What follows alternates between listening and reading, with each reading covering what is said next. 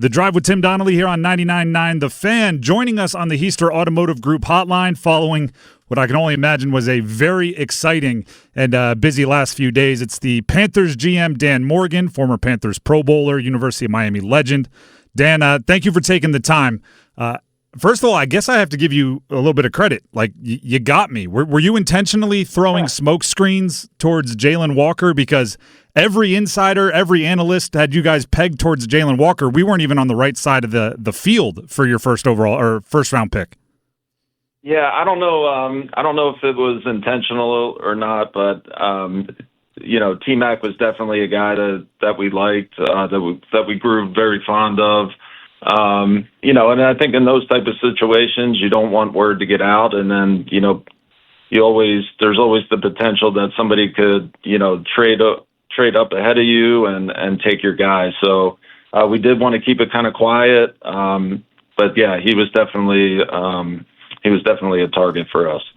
Now, McMillan did kind of hint that maybe Bryce Young stood on the table for him.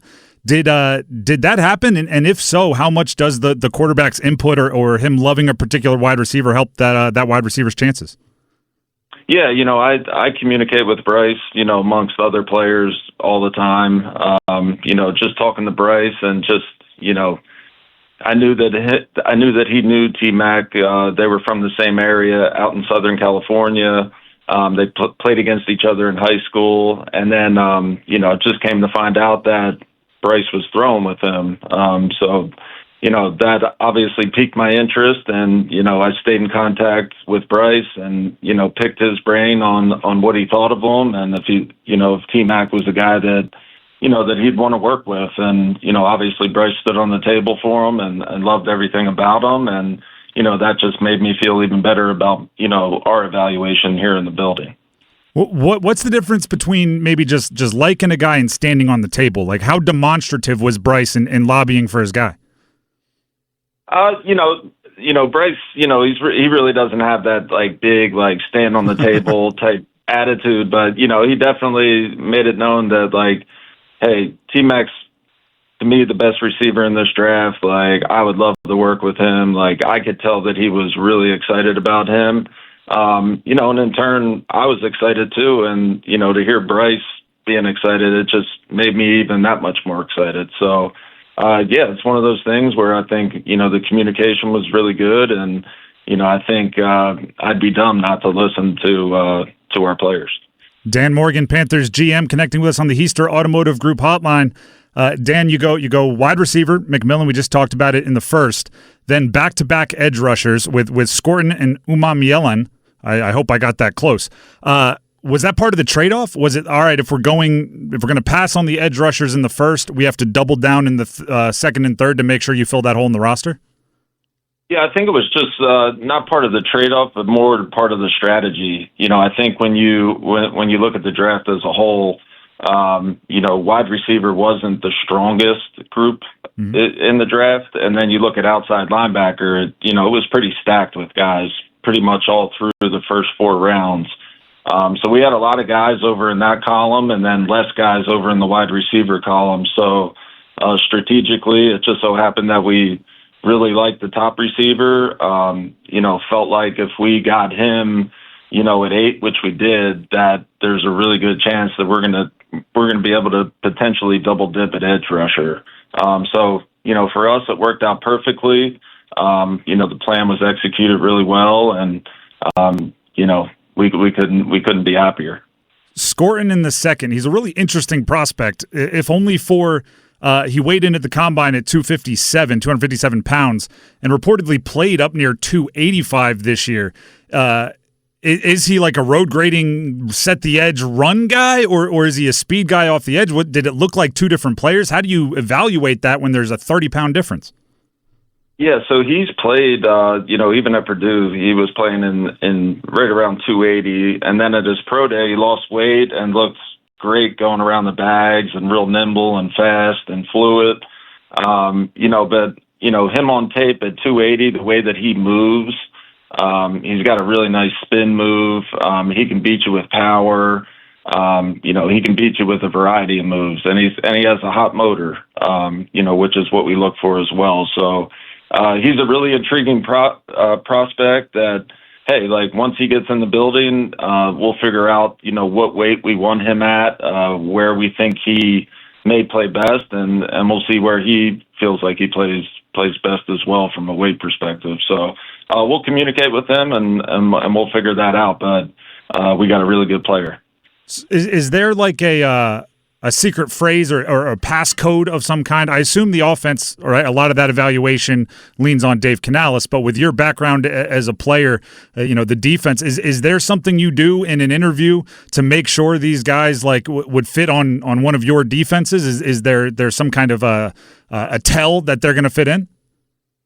No, not really. I think, I think on the offense and defensive side of the ball, like myself and Coach Canales, and the staff as a whole, like we're just looking for guys that love to compete, that are passionate about the game, that love the process. So, hey, like when we talk to them and we're trying to identify those traits, we have the questions, that we'll ask and then, but at the end of the day, I think that the film's really going to tell you all you need about the guys and how much they love the game. Because if you're not out there and you're not playing with passion, it definitely shows on tape. So I think you just always go back to the tape. That voice you hear is Dan Morgan, the GM for the Panthers following the draft, finishing up over the weekend.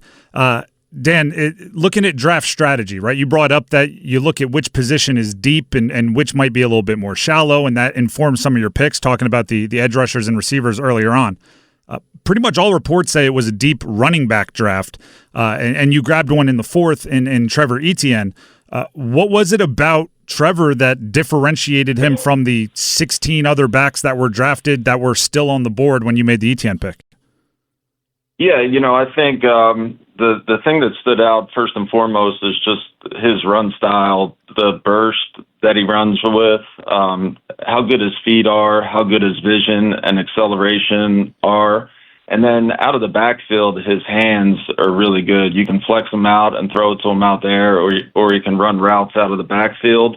And then on top of that, which I don't think a lot of people know is, we see him as a dual returner, on special teams for us. So I think that added value really put him over the top for us. And, you're getting a really good runner and you're getting a guy that can do a lot on special teams as well. So that was our reason.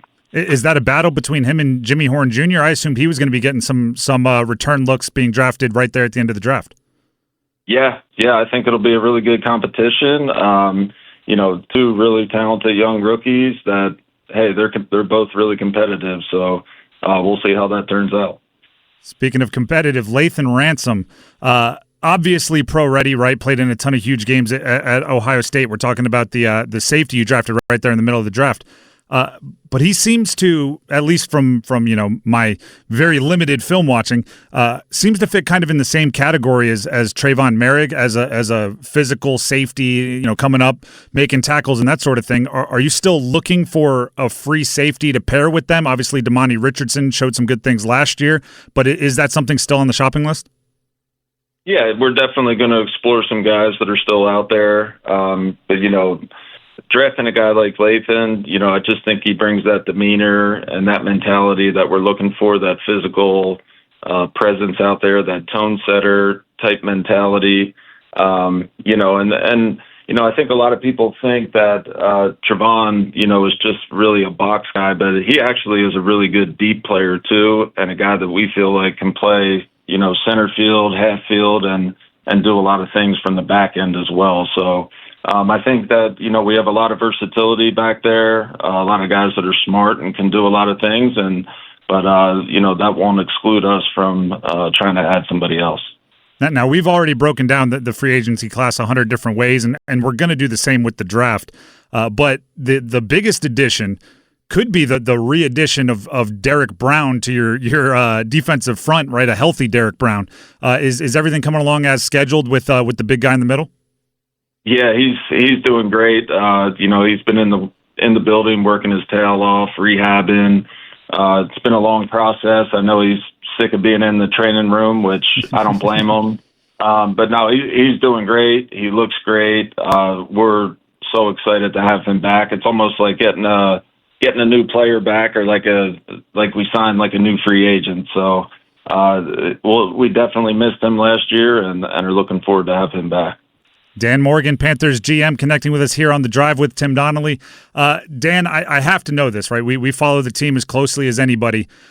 Does Dave Canales ever get mad? Does he ever get frustrated? Does he ever slam a door? Or is he always that optimistic guy that we get to see? He's always that optimistic guy. And that's what you love about him. He's consistent. He asks his players to be consistent, but he's doing the same thing himself. So that's all you can ask from a head coach and from your leader of the team, is that you're just consistent. You're the same guy every day. And I think the players appreciate that, and I think the staff appreciates that as well, is that you always know who you're getting. So I think it's a great quality of his. Last question before we let you go, and thank you for the time. I know it's a busy time for you. I've always wondered this. In like the week after the draft, or the couple weeks after the draft, is there chatter amongst GMs? Is there like, I wanted that guy, you stole him from me, or whoa, what a reach in the fifth? Like, is there a group chat somewhere where you're kind of roasting or ribbing each other? I think like with the GMs that you're closer to, you'll definitely have conversations and just kind of like, hey, where'd you have this guy? Oh yeah, I liked your guy that you drafted, or it's kind of fun seeing where other teams have them. So. I think if you have a close enough relationship with another GM, it's definitely valuable. Just in your process of things. Can you maybe like obscure a team name and give us, what was there a player that you got the text about where you drafted and somebody said like, oh, we wanted him 4 picks later? Like, can you give us a little something? No, I don't really have any examples, but I think you could guess probably some of the GMs that I'm close with around the league. All right, Dan, we appreciate it. Good luck this offseason. We'll be paying attention to every move, and hopefully we can do this again soon. Sounds good. Thanks for having me. Once again, that's Dan Morgan, Panthers GM, joining us on the Heister Automotive Group hotline, breaking down the draft and the decisions that went into it. I thought we learned some good stuff there. Bryce Young standing on the table for T-Mac. Yeah. Throwing with him already. That sounds like targets to me. For sure. I mean, that sounds like trust. The easiest way, if you are a gambler, not saying hey, only gamble what you can lose, all those sorts of things. It is legal in the in the state of North Carolina. If you can get a prop on like over in receptions, and somehow who the quarterback is spending time with, that's a very good way to guess where the targets are going to go. Oh yeah, hammer the over. Ask Cooper Kupp. Cooper Kupp used to just show up when the quarterbacks were the only ones watching film. Wouldn't even really participate. He'd just sit in the room with them and watch film and be a part of the jokes. Sure enough, Triple Crown winner, most receptions, yards, and touchdowns in the entire league. So if T-Mac and Bryce Young are already hanging out, McMillan's going to get the ball.